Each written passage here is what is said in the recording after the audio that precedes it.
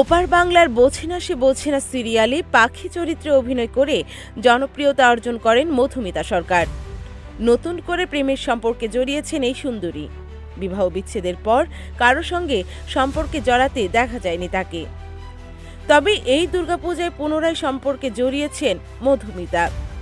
সপ্তমীর রাতে ইনস্টাগ্রামে একটি স্টোরি পোস্ট করেছিলেন সময়ের আলোচিত এই তারকা। যে ছবিতে দেখা গেছে চারিদিকে আলো আঁধারি, হাতে হাত ধরে বসে আছেন দুজন। ভারতীয় গণমাধ্যমে দেওয়া এক সাক্ষাৎকারে তিনি বলেন, হ্যাঁ, প্রেম করছি, তবে খুব সম্প্রতি আমাদের সম্পর্কটা শুরু হয়েছে।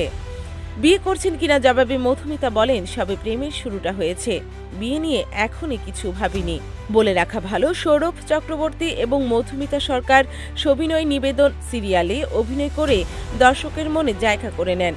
2011 সালের দিকে তাদের প্রেমের শুরু। রিয়েল লাইফ সম্পর্ক ক্রমশ পরিণতি পায় রিয়েল লাইফ বিয়েতে।